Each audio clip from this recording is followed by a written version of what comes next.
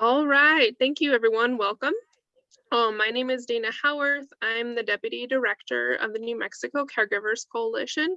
Thank you for joining us today on this Tuesday afternoon for our guest presentation on emergency preparedness with Lisa McNiven of the New Mexico Governor's Commission on Disability. Before I pass it on to our guest presenter, just some background on the New Mexico Caregivers Coalition for some folks that might be joining us for the first time.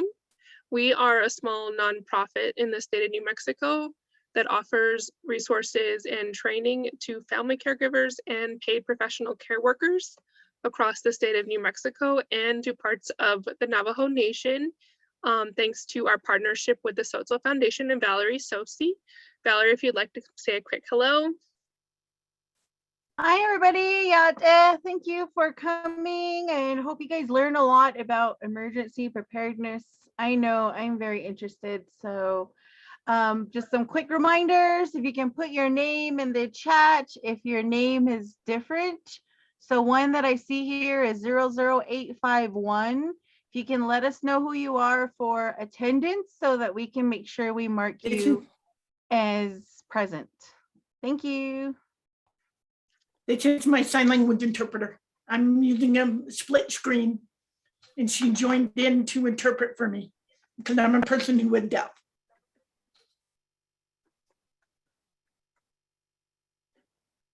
I don't know her name. Okay, that's fine. I think I had seen your interpreter on under a different number before that one that Valerie just noted. Is it 435-9331? That's my we see that one with your interpreter. Okay, perfect. Thank you. All right. Also with me today is Bridget Cobb. If you want to say hello real fast. Hey everyone, glad you could make it to class. It should be very interesting and informative. Enjoy it. And we also have our CEO and President, Adrienne Smith. I don't know if she wants to say hello real fast. Hi, everybody. Welcome this afternoon. Hey, Lisa, it's so good to see you again. I'm just lurking. Nice I'm lurking because I want to hear the content. Okay, y'all have a good time. I'll be here. Thank you. Absolutely. Welcome. So if at any time you have any questions or need any assistance during today's class, feel free to reach out to Valerie, Bridget, or I in the chat, and we'll do our best to assist you during the presentation. All right, so now, without further ado, I want to welcome our guest presenter, Lisa McNiven. She's a Deputy Director of the New Mexico Governor's Commission on Disability. The floor is yours. Thank you very much, Dana, for the nice introduction. Good to be here. And good to see you again, Adrienne. I'm grateful to be able to present about emergency preparedness to the New Mexico Caregivers Coalition. I think it's important to have partners in the field of emergency preparedness, and that's what you are. Partners in preparing in advance of a disaster and working with individuals with disabilities. In the entire state of New Mexico, emergency preparedness is needed. Now that we're in the middle of a pandemic, but we also experience other disasters such as wildlife fires that are occurring up north and some other places in New Mexico. We want to be prepared by the knowledge of being able to know what to do and how to prepare with the consumer that you serve and or your own families at home. In the presentation, you are welcome to interrupt at any time to ask a question, or you can wait until the end. My goal is to try to finish my presentation till 4:15 to have a question and answer session the last 15 minutes. Thank you. I've been with the agency the last 16 years. I recently got promoted as the Deputy Director. Prior to this, I was a disability specialist. I focus on the areas of emergency preparedness.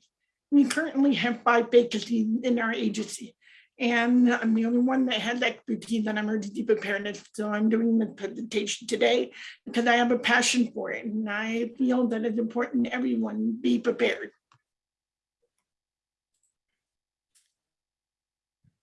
Being prepared, according to the National Organization on Disability, they state to be better prepared as a nation, we all must do our part to plan for disaster. Individuals with or without disability can decrease the impact of a disaster by taking steps to prepare before an event occurred. You can see in the picture here, the disaster occurs, and this is the cycle of response that emergency managers use.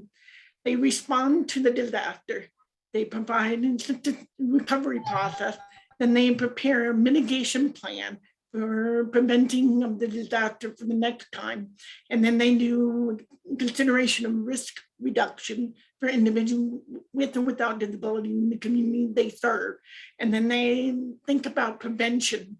And then they work with preparedness projects as well.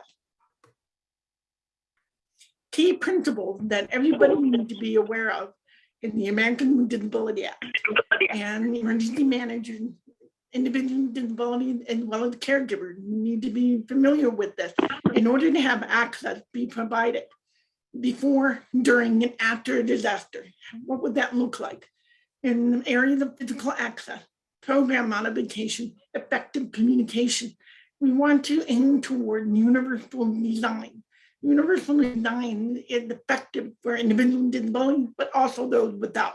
How many of you have used the ramp? Even though you yourself may not be a person with a disability, you may have packages in your arm, you may have a child in a stroller, you may have a large suitcase. Everybody uses the ramp. And those who are temporarily disabled may use a door with an automatic button to open it. Everybody loves that, and be able to go through a door without having to worry about opening it. And then a large turnstile is usable for those with and without disability as well. It's good for those who have a wheelchair to get through, but also a large suitcase and a stroller as well. And then you have a restroom that's designed for individuals in a wheelchair to have a turnstile to be able to move. And then, but in that room, families use it, as well as those with large suitcases. And then what about those individuals who are deaf and hard of hearing that need captioning in a noisy bar or in a noisy airport? You need the LED screen to tell you when the plane is loading, when the plane has changed gate, etc. This is not only helpful for those with hearing loss, but it's also helpful for those without hearing loss. So FEMA considered universal design principles as well. FEMA wants you to be a partner with them because FEMA cannot do everything. They want you to understand the principles of the Declaration of Disaster. And it could be intentional, it could be accidental, it could be natural. So we have different types of disasters that have occurred through the years. And as you can see, disasters keep increasing through the years. And it's very likely that it will continue to increase. People with disabilities are 2 to 4 times more likely to be injured or die from a disaster than the general population. And the reason for this is because they are not prepared. They don't have partners that they discuss how to evacuate them, how to include them in the emergency preparedness plan that the city or county must have for the community that they serve. We want to be inclusive of people with disabilities to make sure that they can survive the disaster as well. So emergency preparedness involves knowing the type of disasters that occur in your area. There are natural disasters, and then there are man-made disasters, and there are different types of disasters in each. Disaster can also be collateral. It doesn't have to be just one disaster. It can happen at the same time. Like, for example, a civil unrest along with a flood happening in the same area while you're having a pandemic. This has occurred across the country. You have multiple different disasters happening at the same time, man-made as well as natural disasters. So these are real pictures of disasters here in New Mexico, for the most part in natural disasters to your left. The man-made disaster, not very many here in New Mexico, fortunately, but unfortunately, and it has also happened in other states in the United States. Here you can see the Oklahoma City bombing, the Twin Towers, and the most famous one that everybody recognizes. But what about the arson that occurred in Nob Hill on the corner of Central and San Mateo, not San Mateo, Carlisle? That apartment was put on fire on purpose. And so incident has happened where man-made occurrence does occur here in New Mexico. Emerging pathogens have also occurred. That is what we're dealing with today. We're dealing with not only COVID-19, but Zika virus, hantavirus, West Nile virus, HIV, Ebola, and more. These emergency pathogens, something that we all need to be aware of and to be able to protect the community that we serve by being knowledgeable and being partnered with the medical community and being connected to the CDC for important information to help our consumers. Hurricane Irma, Hurricane Harvey are two natural disasters that have been in the news in which individuals with disabilities tried to leave the area. Some have had help with neighbors, with family to get through the flood. But there's also some that have been sitting in the nursing home for days.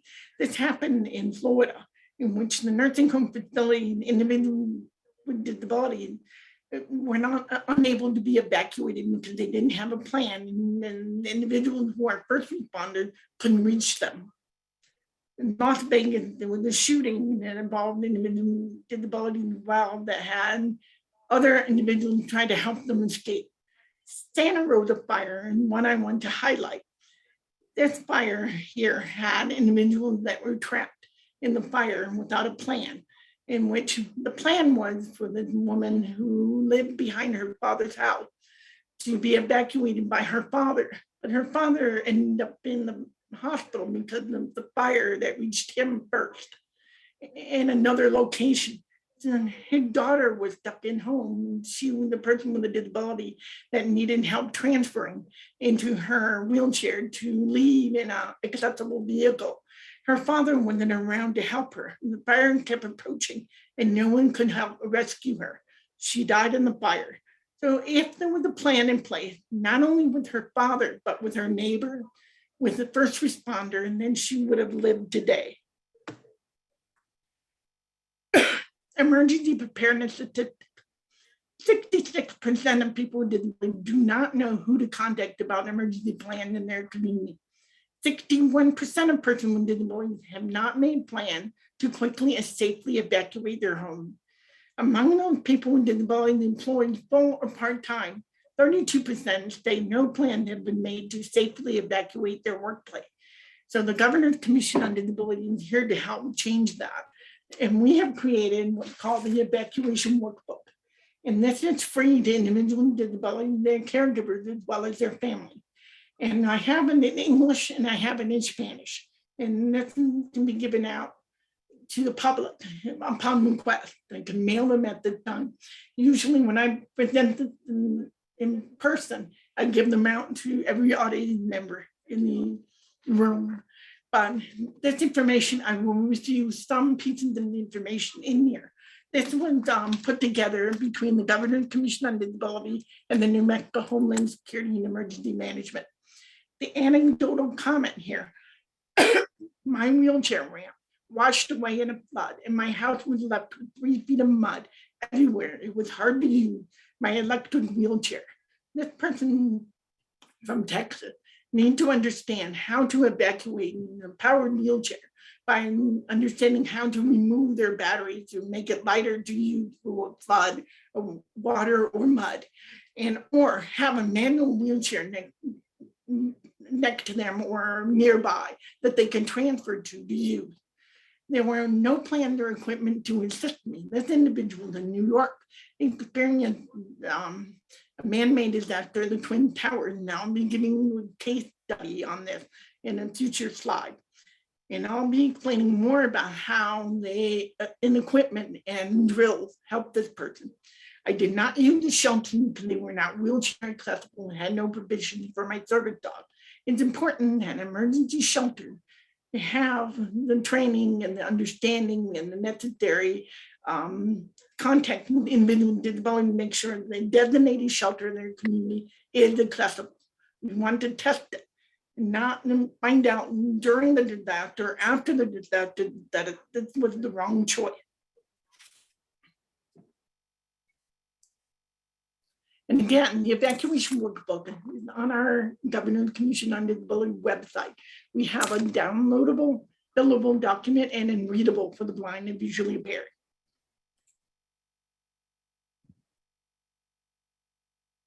This case study is based on a real situation of a real person that worked at the World Trade Center. This person in 1993, during the bombing that occurred at that year, this man worked in the 69th floor, had no plans or devices in place. It took 6 hours to evacuate him. Years later, in 2001, during the World Trade Center attack, this same man was more prepared.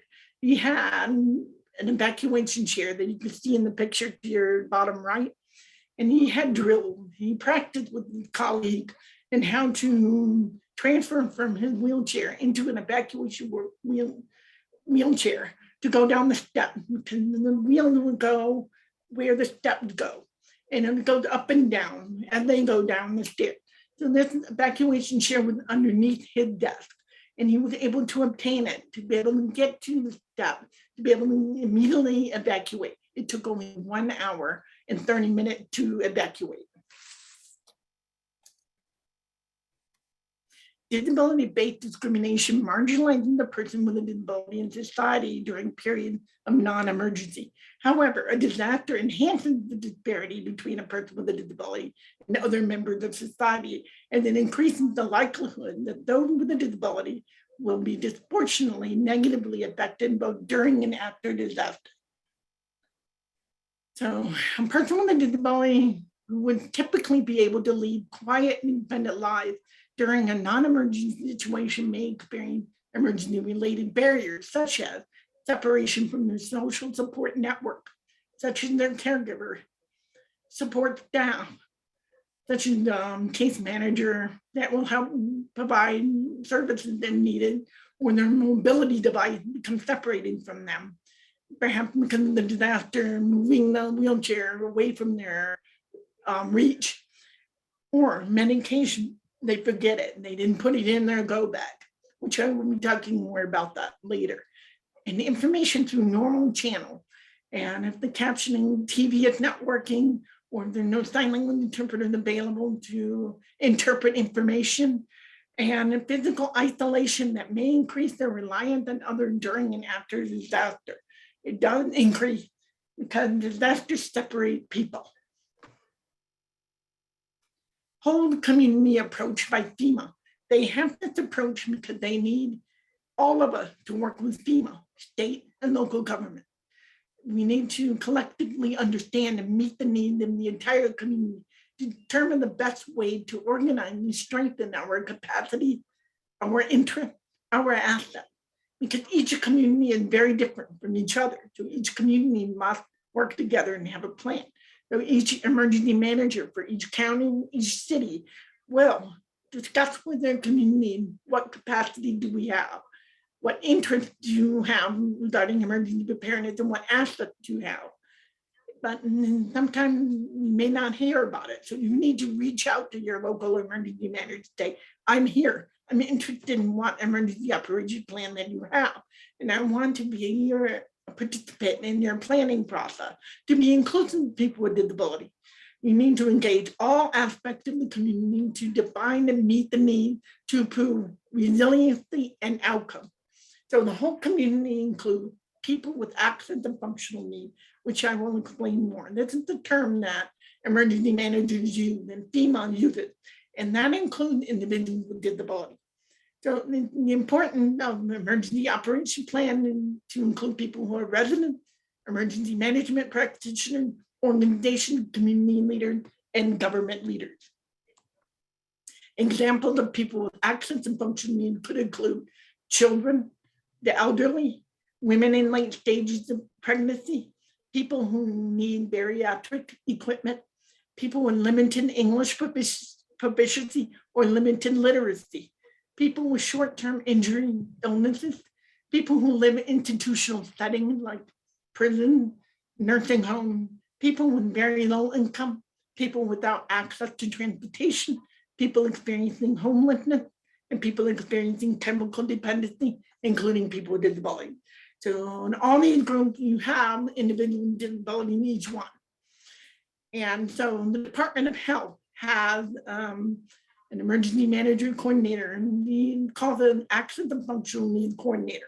And he works on all these populations statewide to make sure that they are inclusive in the planning for disasters, including the current pandemic. So functional needs support, what needs to be thought out is reasonable modification to policy, practice, and procedure, durable medical equipment to be made available if your own equipment is destroyed in the disaster, consumable medical supplies, personal assistive services. They need to have a list of personal care attendants that they could reach out to. Say, can you provide assistance to this individual at the emergency shelter, perhaps, and other goods and services. So the whole concept behind this is to focus on communication, medical care, maintaining health, independent support, service, and self-determination, transportation for all individuals with disabilities who value these things. And we need your partnership along with this when disasters occur. An integrated, inclusive, layered approach began with a national organization called Office of Disability Integration Coordination, which it focused on individuals with disabilities statewide.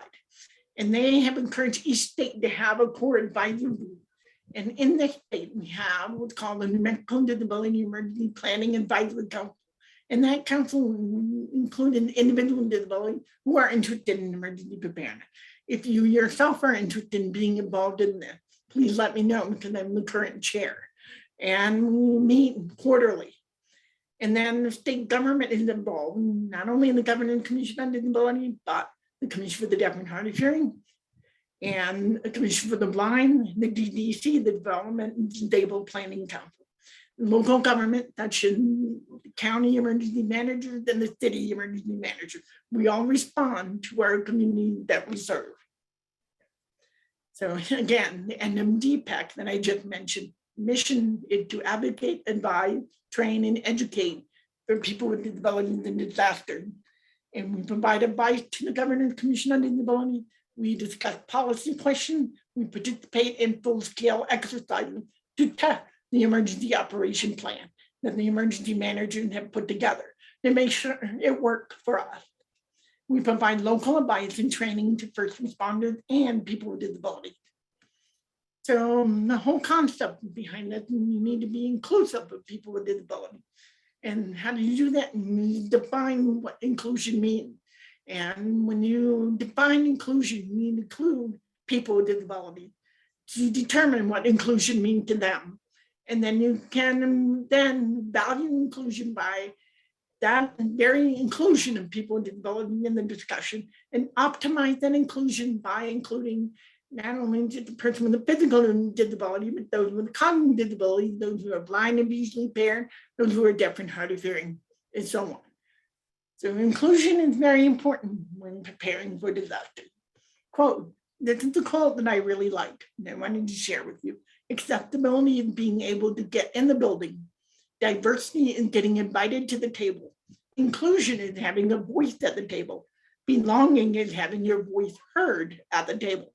So I think this is very important for all minorities, but especially so for individuals with disabilities. So before, during, and after disaster, remember the wheel of disaster that I spoke of, the emergency management field uses. Well, this is one that's designed for individuals with disabilities and those who love them, caregivers and family members. So we have to begin with a plan. We have to test that plan. We have to see about the notification system. The notification system needs to work for people with disabilities. They need to know about it and need to practice being able to respond to it. And then evacuation process, what does that look like for? And then sheltering. How accessible is it? And then medical care, accessible care, medical care, and benefit review in case you need assistance, financial assistance for things that have been destroyed in the disaster. And where do you go next? Can you go home or do you need to go somewhere else? When do you know when to stay and when to leave? Basically, you want to think about following what the emergency manager or newscasters or other leaders in the community have suggested for you to do. But typically, you want to stay in your house if there's a tornado or a chemical spill, or you want to leave when there's definitely a fire approaching, or there's a fire in the local region and or a flood. So in either case, you need to make sure that you have to have an emergency kit or a go bag available for you. Because if you stay home, it's very possible that the electricity will go out.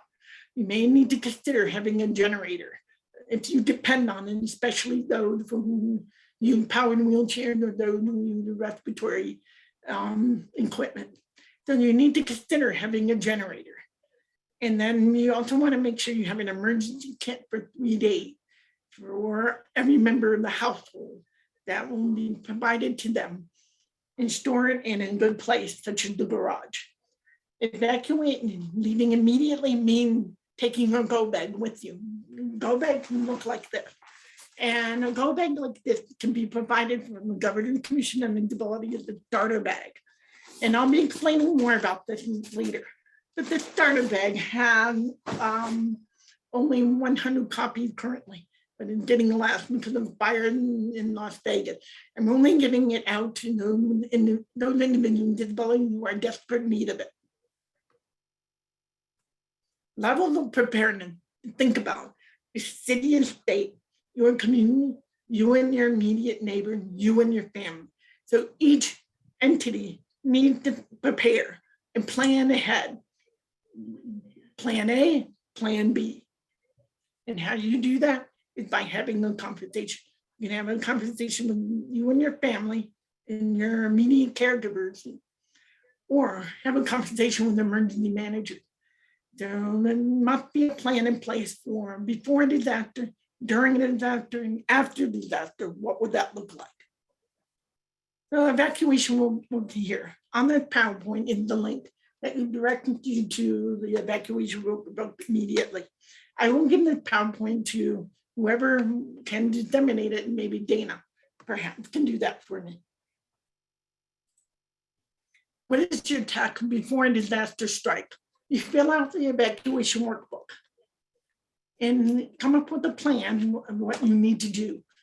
And you want to have a go bag ready for every member of the family, including your pets and service animals. You want to evaluate what type of disaster may occur in your community. You want to evaluate which type of evacuation routes that you have. You want to determine which notification system that you have in your local community and sign up for it. Get together with your neighbor and set up a phone tree. Identify people that can assist you. Have your local emergency manager and local fire to review your plan with you and be aware of your needs. Check to see if you have the right disaster insurance coverage for your potential disasters that could occur in your area. So I'm talking about each one of those plans a little bit. So the evacuation process, depending on where you live, you need to know what accessible vehicles are available in your community and make sure that it can be used to pick up individuals with disabilities that you serve. And this may not be needed in your community, but this was needed in New Orleans. They created this after the Hurricane Katrina. They set up an evacuation spot. You see this sculpture here? They put it all over the city and decided that the community needed to recognize the sculpture and meet there and be picked up by an accessible vehicle. And then you can see to your left with the lift. So this accessible vehicle will go to the evacuation spot and pick up people and to evacuate them. I don't know if your community needs it, just something to think about. So you need to think about an evacuation workbook on page 4 in here. You need to think about an evacuation plan within the house that you live in or an apartment. And then also think about an evacuation process from your neighborhood. And then in here on page 8 is the communication plan. You need to figure out who you call to find out what happened to your husband or your children. So that everyone will call that person out of state to say, have you heard from my husband? Have you heard from my daughter? Because the likelihood of you being together during the disaster is very low. So and it's possible that you might be separated because someone's at school, someone's at work. So you need to have a plan in place of who you will call. And you can write it down in here. This smartphone app is just one of many. Just an idea for individual with brain injury, individual with cognitive disability, individual intellectual disability, using an app to list out the tasks of what they need to do when they need to evacuate. Sometimes people don't remember. And having this app on their smartphone, they can look and say, okay, I need to do step 1, step 2, step 2. This is only if you have time. If newscasters said you have about 30 minutes to leave your house, you have 30 minutes to get everything together. If you have only 2 minutes, no time to look at your app, this is just an idea to you if you have time. So prescription information to prepare in a case of emergency. Many people have medication, and it's important to have backup medication if you are able to, and have a plan in place. On page 17, all the information about your medical need should be listed, especially if you can't remember in disaster, you're stressed out. You can turn to page 17 and realize the information that you need to share to a medical provider or first responder. This will help. They can know about the medication that you need if you are separated from it. Personal care assessment in here on page 19. It's important for those who determine which adaptive equipment do they need to take with them. Do they need to take, can they take everything? Probably not, but they should do an assessment. So what is a personal care adaptive equipment do they actually need? And have another device and put it in here as backup to take with them. So an assessment is important to do. And that's available in here on page 19. And then a personal ability self-assessment is also available. What do you use every day? And what is it that you absolutely must have? And then you can list that in here on page 20. So service animals in a disaster may become confused, panicked, frightened, or disoriented. But they need reassurance from their owner. So you need to have a bag ready with extra leash, pad protectors for their paws to get through the debris. You need alternative ways for the person with a disability to negotiate their environment if their service animal cannot do it. They could get injured themselves. CDC recommend that you do not put a mask on animals, and it has been known to have happened. Are you financially ready if you lose everything in the disaster? You need to make sure you have the right insurance. Check with your insurance company to make sure it will cover everything that you want covered on your personal item as well as your house or your belongings. Because FEMA will not cover everything. They will only cover what the insurance does not cover, but only a fraction of, even then. What to put in your go bag. There's a whole list available in here. Starting on page 27, there's a list of what you can put in addition to the go bag that we have a starting kit. You don't have everything in there that the list provides, but you also want to consider important documents. You want to put it on a USB, put it in the safety deposit box in the bank. You want to make copies and give it to a friend out of state or a neighbor or someone that you trust that can hold it for you. Additional items for your go bag for each person with a disability. These are suggested items on page 31 to consider. Adding, getting extra, putting it with your go bag or in your go bag if there's room. And these are more ideas to also include on page 31. So again, work with your local emergency manager because they have to prepare for and respond to and recover from for individual with disability. You need to be inclusive. So how do you incorporate person in the preparedness?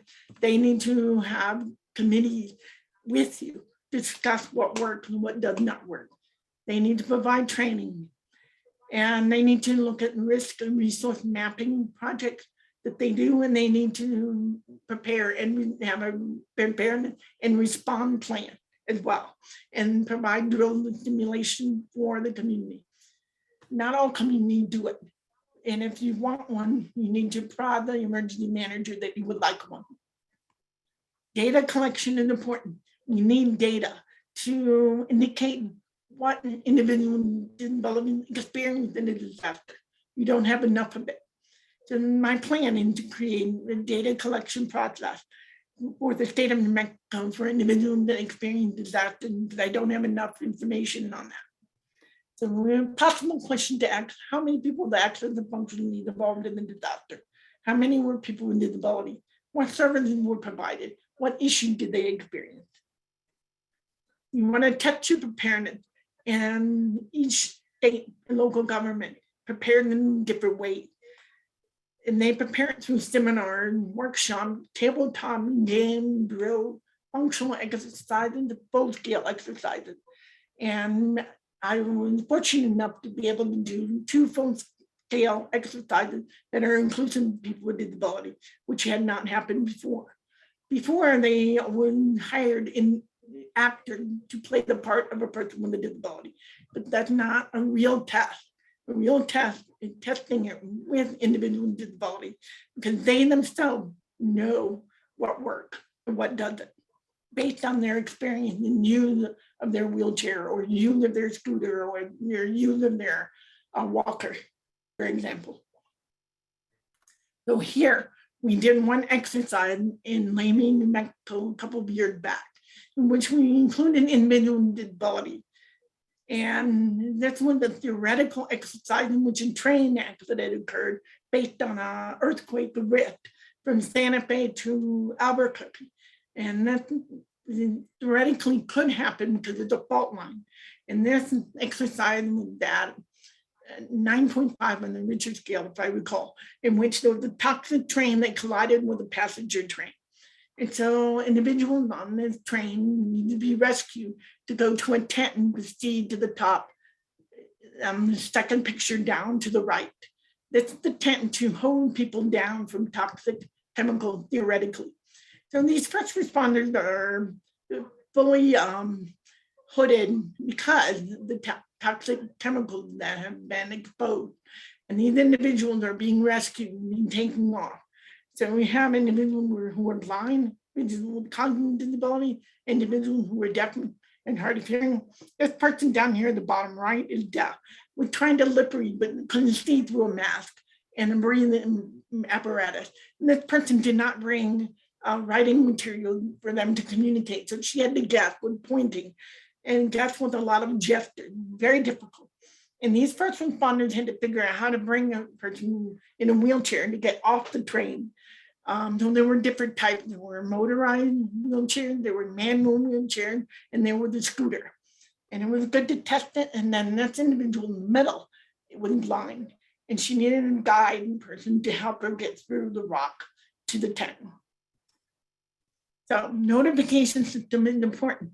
So you need to know what type of notification system do you have in your community, because each one is different. In Roswell, for example, they have a loudspeaker, and the loud sound come out in different bursts.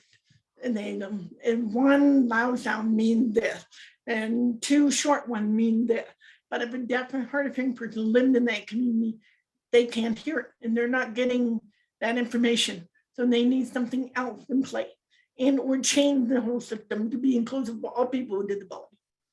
So on each one of these, there are different types of notification that a person could receive. And right in the middle is the radio. That's the only radio that I know of that has captioning that tells you when, what, where, for a deaf person to read what the radio is saying. That's the only thing that works. And you can be alerted on your text phone. You can be alerted, or the deaf blind person right here on their wrist. It can vibrate and let them know to evacuate immediately. Notification alert system. This is just an example from Bernalillo County. Bernalillo County has a citizen address response enhancement program, and there's a link here, and they will enhance their 911 system for individuals with disability by providing more specific information for first responders to obtain, to say this person lives in this house and blind. Please make sound and alert them that you're there so they are not startled. Or this person who is deaf and lives in this house, please flick the light if you can, or flash the light so that they know you're there.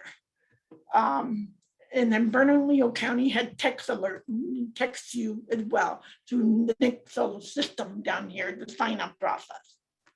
And then there are other notification systems to consider. You can sign up with the American Red Cross. You can sign up with the FEMA app. You can sign up with the New Mexico State Forestry Fire. You can sign up with Wildfire Near Me. All these links will give you information on what's happening in your local community. And then these are other tips. Once they're in the known emergency or incident, listen to the radio and TV and follow their instruction. It's possible that notification may not be available due to the disaster. So you have to make your own personal decision of what to do based on what you see in your environment. Talk to your neighbor, talk to your family. It's possible that your area may not have a notification system available. So take responsibility and be vigilant and call people and get the news from your news, newspaper, radio, or TV, or call. Use a registry. Does it work? Yeah, for the most part, but it should be voluntary. So there's the enhanced 911 that I just mentioned, and the local electric company has a listing for those who have dependency on electricity to power their wheelchair or their respiratory device. So you want to check with your local electric company and see if you can be on a list. Just say, please turn on the electricity at my home immediately or as soon as you can. You can inform your fire department that you live in the neighborhood by their fire department and need them to be aware. I'm a person with a disability. And if you're in a hotel or motel or adult day home or a place of employment, check with people that run the facility, ask them if they have an evacuation plan and a registry plan. If so, consider signing up for it, and they're aware how to evacuate you. So remember, regardless of what type of alarm that is used, people must understand its meaning. People must be trained. This includes individual intellectual, developmental, or mental health, or brain injury. Everyone must understand the notification system they receive. What steps do you take during an evacuation? You get your go bag and leave immediately per instruction. Put in your pets in carrier and get their go bags as well. Get your cell phone, smartphone, your tablet, and your charger. Make sure you can easily be reached. You can take it with you so you can use it to communicate. Take your computer if you work from home and you depend on your work to survive. You must take your computer with you and do so. Lock your house door. Take your key to follow evacuation route. Follow your prearranged evacuation plan. So in that plan, you want to discuss with your family. If you're separated, decide where you will meet and say, I will meet if it's not in danger zone, I will meet you there. And have several alternatives so you know where to meet if you're not able to reach each other. What to do after disaster, survivor checklist. This is a checklist to go through after a disaster occurred. You call your insurance agent, you register with FEMA, you schedule a FEMA inspection, you read the FEMA determination, FEMA grant for, you do the FEMA grant for disaster-related purposes. You save all your receipts and maintain good records. Stay in touch with FEMA. Visit a disaster recovery center that FEMA will create in your local community, and visit the FEMA hazard mitigation display. They will make announcement how to improve their community after a disaster has occurred. So now I'm going to talk about what things that you could do personally for different types of individuals with disability. So I wanted to see what time it was, but I don't have a clock.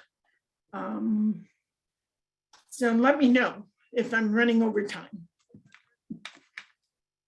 Okay, so issue with a person who is deaf or hard of hearing may face during disaster. So disaster doesn't coincide with your need. It doesn't say let's have a disaster during the day for the deaf and hard of hearing. It could happen at night and they can't lip read in the dark. Their hearing aid is separated, they can't hear you. So first responders need to understand how do you communicate with the deaf and hard of hearing, and understand that when you have a flashlight, make sure you put it on your lips and they can lip read you if they can lip read. You want to make sure that you use that flash, they know that you're there in the dark. And they may not have access to caption TV, radio, or sign language interpreter. And so you might want to contact a sign language interpreter if needed, or use a paper pen, or use an UV Duo, which is a real-time QWERTY keyboard, LED screen, which you can communicate in real time, much more quickly than paper and pen. Sign language interpreter, when it's used in a disaster, it informs people of what to do. And press conferences on TV need to have a sign language interpreter available. And so that the deaf and hard of hearing community who use the language need to understand what to do along with you. And they also must have a closed captioning. So each one has different issues, pros and cons. So uncertified interpreters, yes, they're available right away. But there's something wrong with using uncertified interpreters because they don't know the language well enough to interpret appropriately.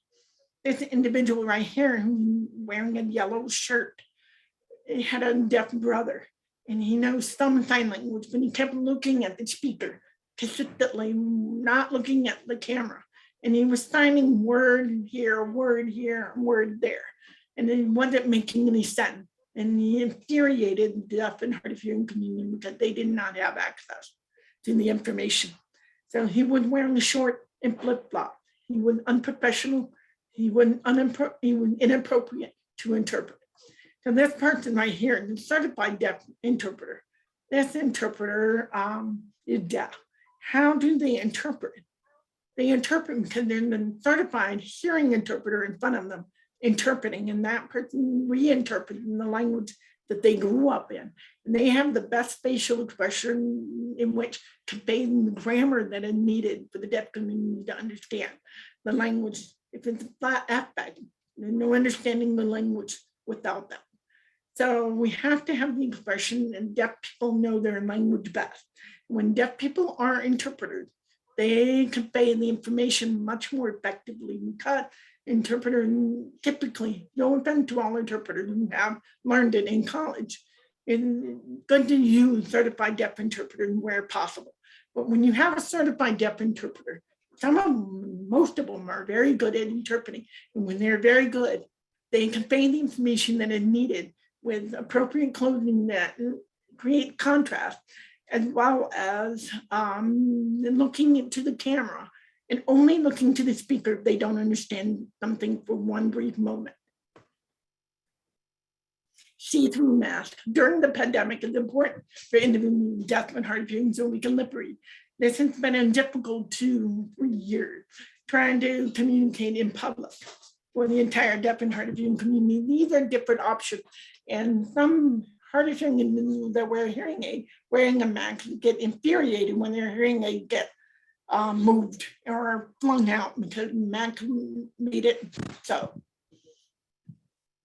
Issue that a person who is blind or visually impaired may face during a disaster is when they're cued in their environment or destroyed, or the environment is too noisy to figure out where to go. So these cues that you see down here is helpful to know where the sidewalk and the street begin. They don't cross in dangerous street without preparation. And then crosswalk, they're not working, they can't cross safely. The cane may be missing or destroyed. Transportation may be an issue. And that's hadn't been true during the pandemic. The individuals who are blind and visually impaired to transport themselves need to have a plan in place in a disaster. And or the city must be prepared to provide that transportation is needed to evacuate themselves. So when you're working with a blind and visually impaired person, you want to make sure you know how to identify yourself so they know who you are. Not just saying, I'm here to help you. And say, hi, I'm Lisa McNiven. I'm here to help you. Convey calm and confidence from the beginning. Provide guidance support using your elbow or shoulder if needed to guide them out. Describe the surrounding environment and to what is happening. So they know visually what is happening. Issues that a person with a physical disability may face during a disaster, limitation to escape or reach shelter due to transportation issues. They may have trouble with damage or other technical assistance, such as cane, crutches, prosthetic, or their wheelchair. They may have difficulty to free themselves if trapped. So you want to help by freeing the evacuation route and discuss the best way to be lifted or carried. Talk to the individual because they know their body is best. And you want to bring their technical assistance as much as possible. And their adaptive equipment is part of them. It's hard for them to replace or find insurance to replace it as soon as possible. So bring it if you can. Issues facing a person with a cognitive disability may face during a disaster. And cognitive disabilities are intellectual disability, brain injury, developmental disability, mental health disability, autism. They may not understand evacuation guidelines. They may feel stressed or shut down. They may have difficulty communicating. So how you can help is to convey calm and confidence from the beginning, use simple language, and inquire if the person has someone they trust and understand or who can help. Clearly explain the situation that is taking place. So individual cognitive disability, we have experiences during COVID. This is a group home and happened in Bayfield, New York. For people with disability, and there were 37 of the 46 residents were tested positive with the coronavirus. As you can see, these individuals needed to leave the building, and they were determining where else they can go because of the COVID epidemic. So fear of the virus is real, but the spread of fear without hope is deadly. I really like this quote by the person with the cerebral palsy that he stated during the pandemic. So some concerns expressed by individuals with disability during the pandemic had been their weekly or daily activities have been disrupted. So they depend on people to help rectify their daily activities so they could feel like they're back into society and being included in society and having activity, because social isolation is very real in this community. They miss the social opportunity that employment site provided and or their social opportunity to engage people. And this has increased twofold or threefold for this community in particular. So reach out to them, provide social opportunity, if possible, even through Zoom. Again, please do not leave assistive devices behind. Bring them as much as you can, if possible.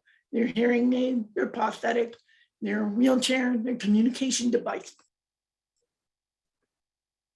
When sheltering in emergency, remember, you want to make sure to always check for the following sources of which emergency shelter to go to.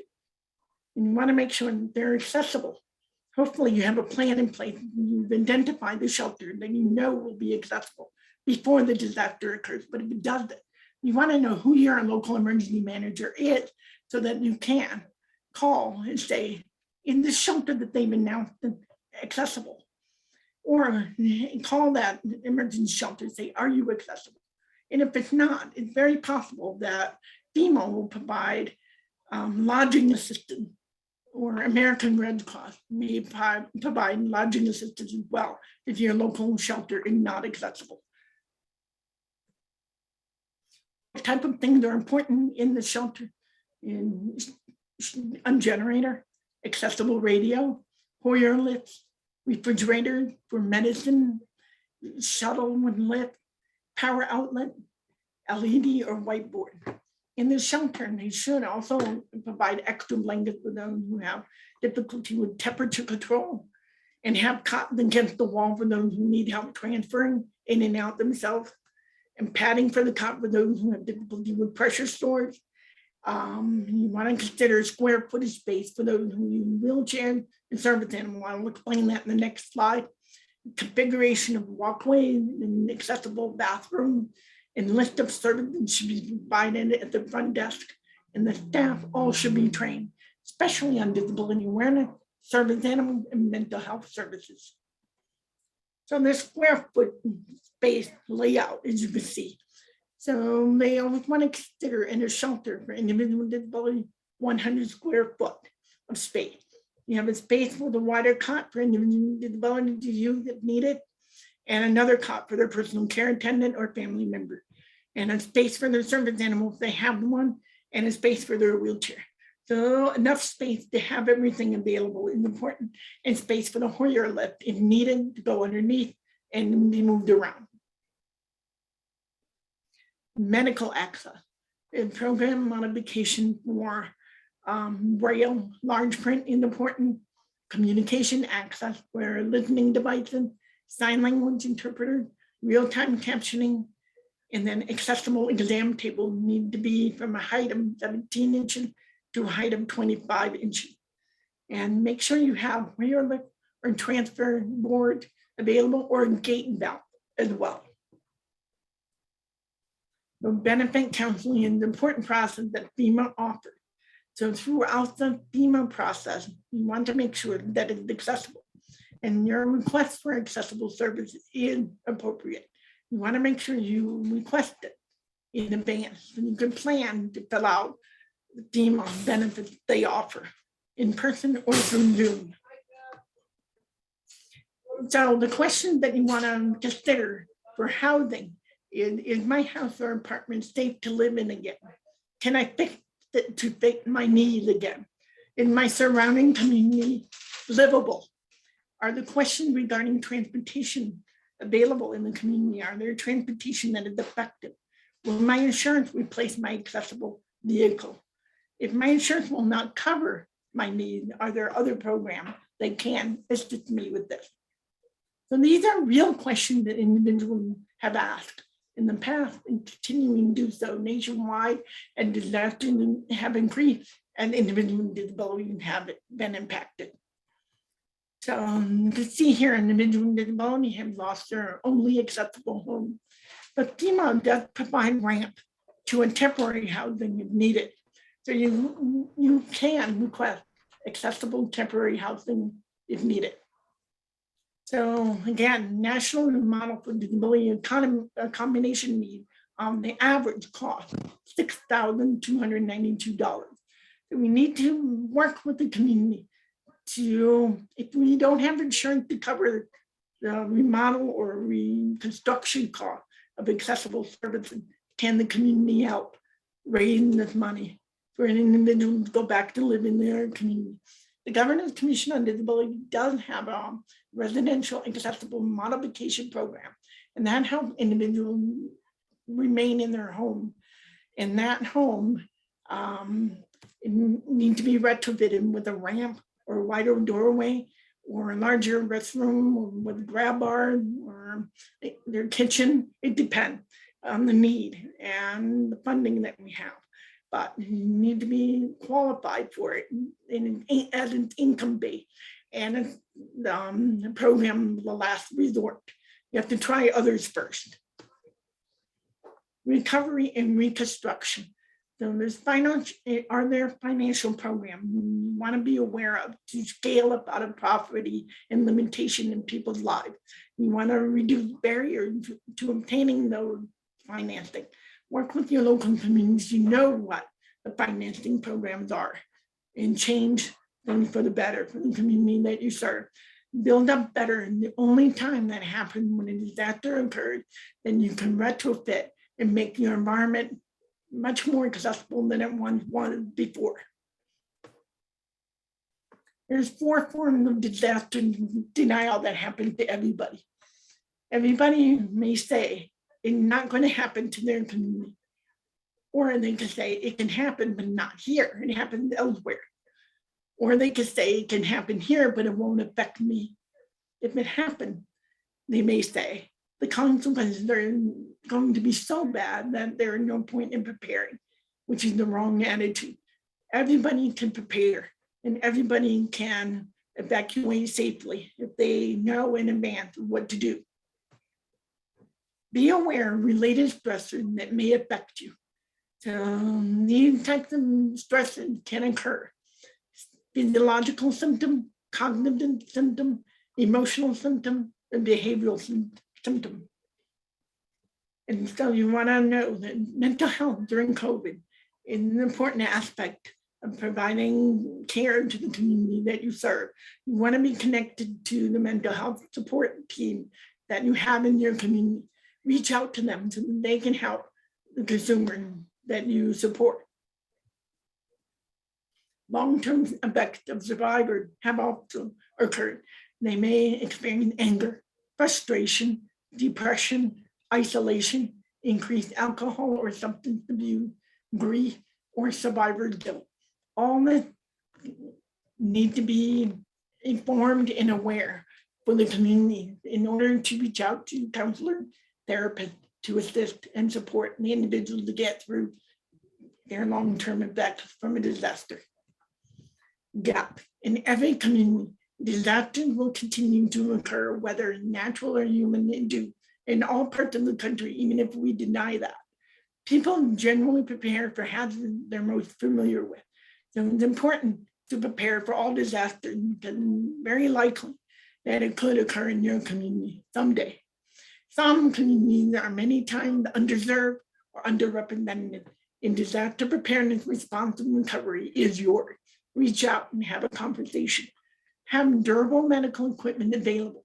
Make sure that your community is ready.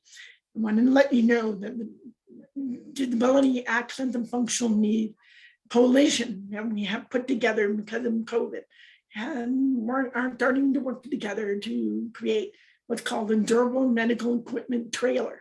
And that trailer will be provided to emergency managers statewide. Maintain your community plan, review every 6 months, practice your plan, do walkthrough procedures, and now drill the pride drill. Restock your supply and include items that will assist people with disability in your community. Test your notification system. Inclusion saves lives. And remember, disasters do not discriminate. It affects everyone. Any questions, I'm happy to answer. Thank you very much for the opportunity to present today. I also have here my contact information and resources for you, to you.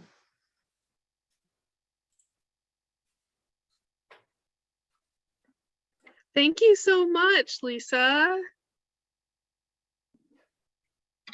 You're welcome. Are there any questions for Lisa? Adrian. Hey, Lisa. I love the go bag. Well, first of all, let me say just generally, I just thought that was an excellent presentation. And one reason I just love to hear from you is that Thank you. You remind me of things that once I hear them, I go, oh, that's so obvious. Now that you say it, it's so obvious that I should have already felt that way.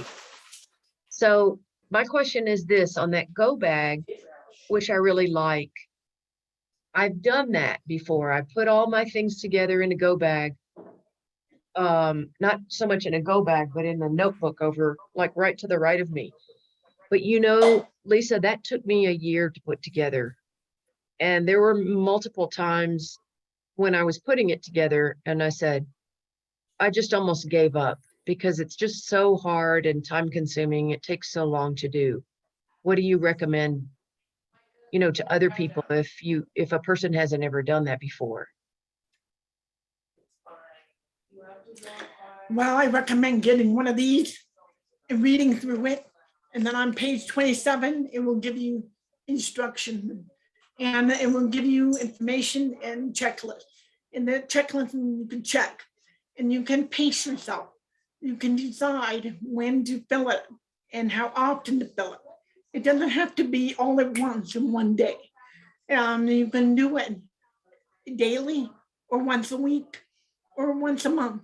But the sooner you have it ready, the more prepared you are, right? So it's important to have one of these to help you decide what to put in the go bag.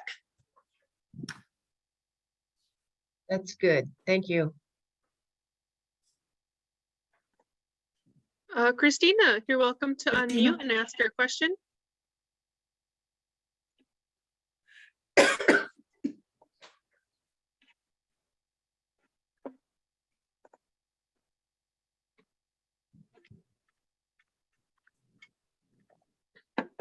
Christina, you have your hand up.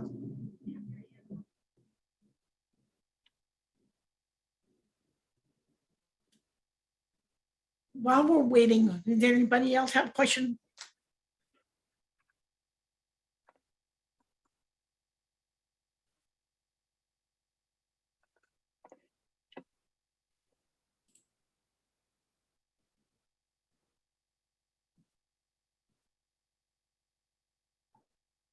I think it's due to service. I just saw that little thing wave. Yeah, I think it just said connecting audio. So there might be some audio issues.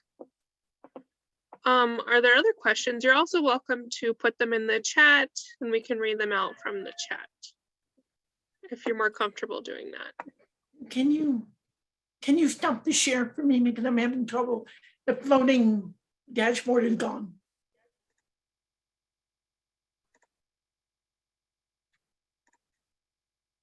Thank you.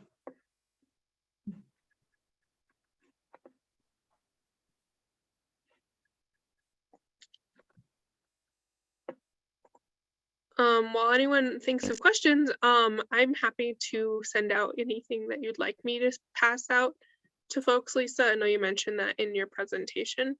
So you can email me whatever you'd like to hand out and I can send them to folks that attended today.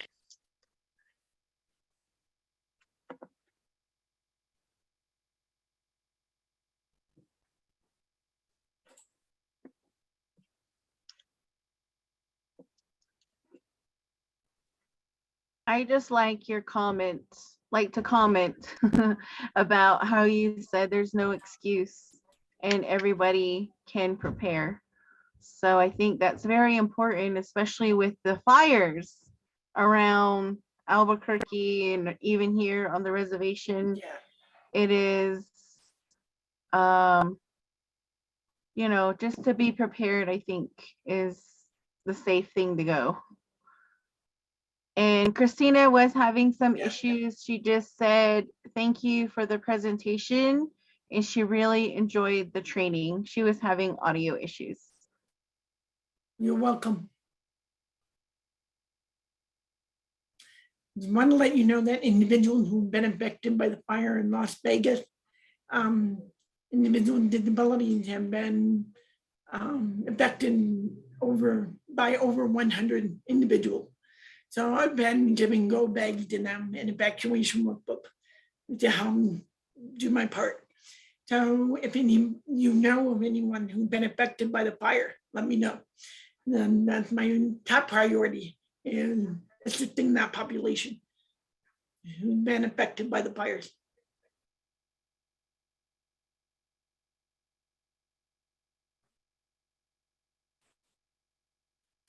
Thank you. That's good information to know if we have anyone that reaches out to us who's been affected by the fires in Las Vegas. We'll make sure to pass them on to your organization. The book that you had, Lisa, could you share what that book is? Yes. This is an evacuation workbook. And I have them in English and in Spanish. and both documented on our website, the Governor's Commission on Disability website. One is readable for the blind and visually impaired, which is the English version, but both of them should be fillable. The inside has information such as you have the checklist, like I said, for the go bag earlier. And it also has information about what to do before a disaster, during disaster, and after disaster. And it has how to plan for your evacuation route. And it has a map that you can draw, and including a map you can draw for your neighborhood. It has information about notification system. And it has information about debris removal, information about generator, the importance of how to store it, information of what your emergency contact should be. And your personal information, you might want to list, especially for those who have cognitive disability, unable to convey what their personal information is. They can pull this out and share it. You can also list your household members, their contact information. And you get information about your school, your workplace, and service provider information. There's had tons of information in here, not just what I just listed. This entailed the whole PowerPoint on its own. So I couldn't touch everything today. I only touched what I thought was important that you should be aware of, but the whole document is important to put in your go bag. So when you have a go bag, you want to put this in there so that you could pull out immediately when needed.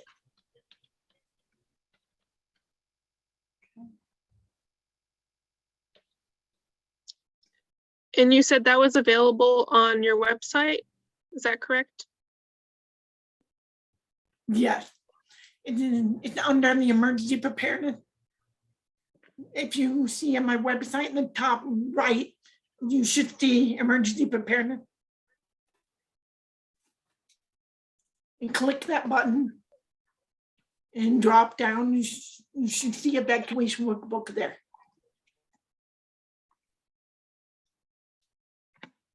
Great. Wonderful, thank you.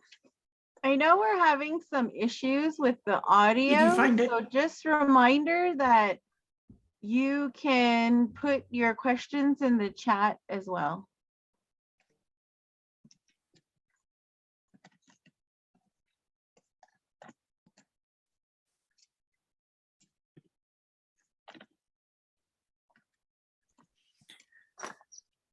I also have other information about COVID-19 on the front page, and there's a button there. And you can open it, and there's a ton of information about the pandemic preparedness. Currently, I'll be disseminating a survey very soon.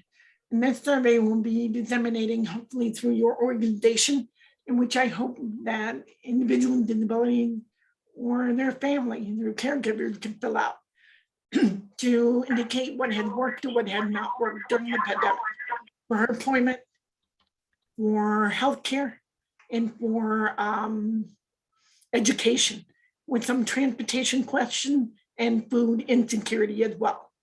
So this survey is going to be online, and it's going to be accessible for those who are blind and visually impaired, and those who are deaf and hard of hearing. We have an ASL video, and we also have plain language as well, in large print in Spanish version. This will go out very soon.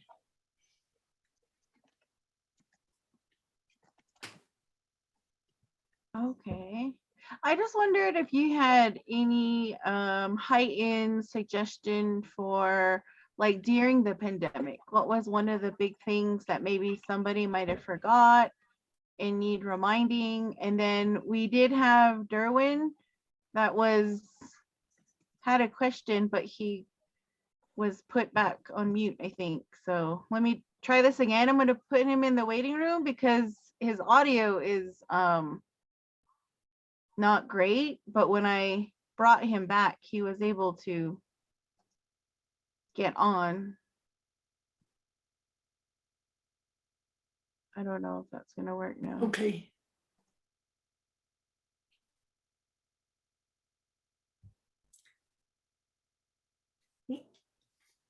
Can you repeat the question? I'd be happy to answer. I wanted to know if, like, for the pandemic, what was one of the biggest things that you've seen that people needed reminding for emergency preparedness?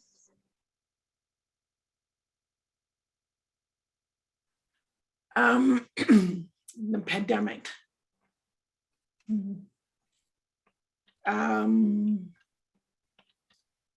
Well, what I have noticed during the pandemic is that in the beginning, especially in the beginning, when individuals with disability had trouble Oh, there it goes. I think Derwin determining access finally. to a facility. Can you hear me? No, I think we're still having some audio issues. It just sounded like we got Derwin back on the line, but it just was static. So sorry about that. I'm not sure what the issue is. I don't know how to fix it. I apologize.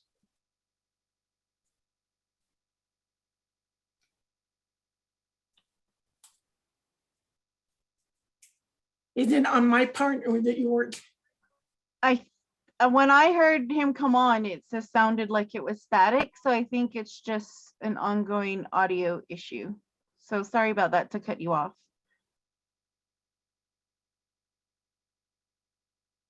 That's all right. That's all right.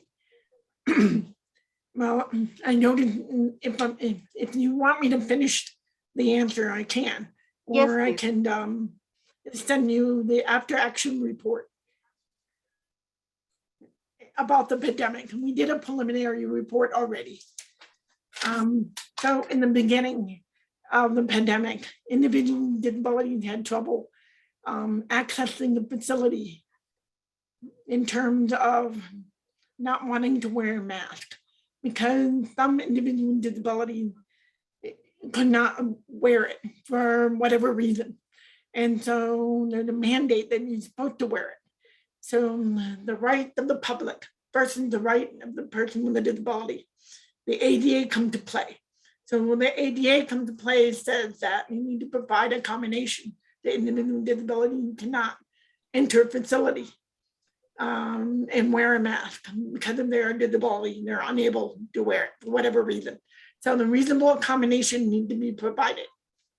So a combination could be to provide services to their curb in their car, or provide a delivery of the services they need, grocery to their house. So those are the kind of things that hadn't come up in the beginning. And to remind individuals that a combination need to be provided because individuals with disabilities were protected under the ADA. And are protected under the ADA. Does that make sense? Yes, it does.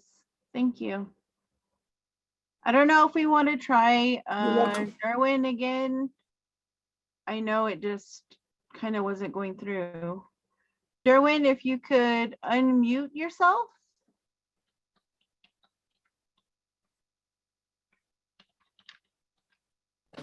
Yeah, I'm here. Oh, Can you guys there hear we me? go. Yes.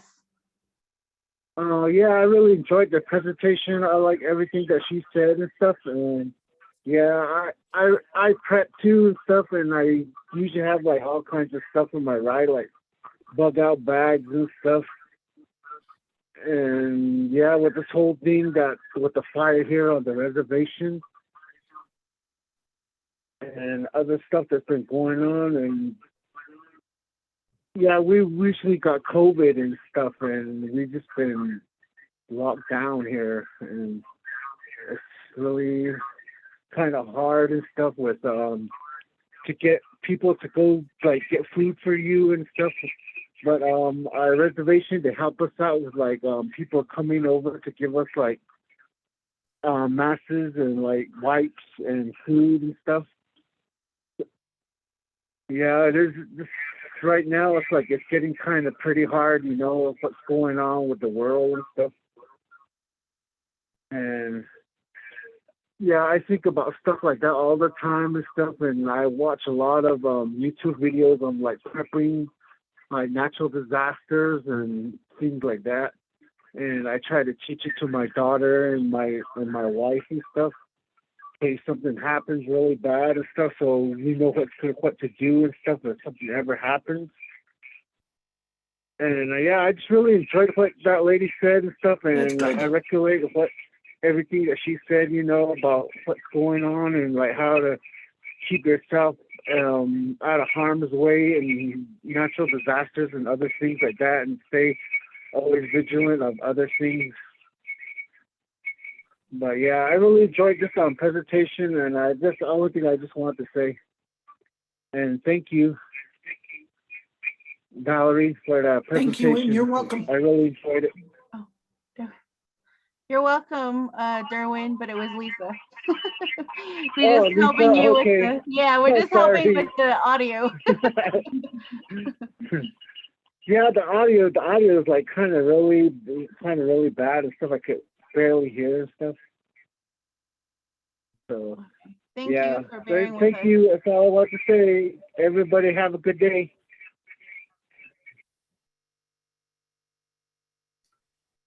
Thank you. Bye, everyone. Yes, thank you, Lisa. Before we leave, just a quick kind of wrap up. Thank you for joining us today. We're very thankful to have Lisa here for this presentation. I will send out an email with any of the information that Lisa wants to make sure that you all get. I'll probably be sending that out as soon as I get it from Lisa. If you know folks that were registered for today, Thank you, Dana. you're welcome. If you know folks that are registered today and didn't get a chance to watch it, the recording will be going out tomorrow, so you can let them know that. And for any folks that are attending several of our trainings, you should know that all the certificates go out in bunches. So you will get a certificate for today's class, but it won't go out until next month. And you'll get all of the certificates for all of the June classes you attended at once. But thank you all for joining us, and I hope you all have a great rest of your Tuesday.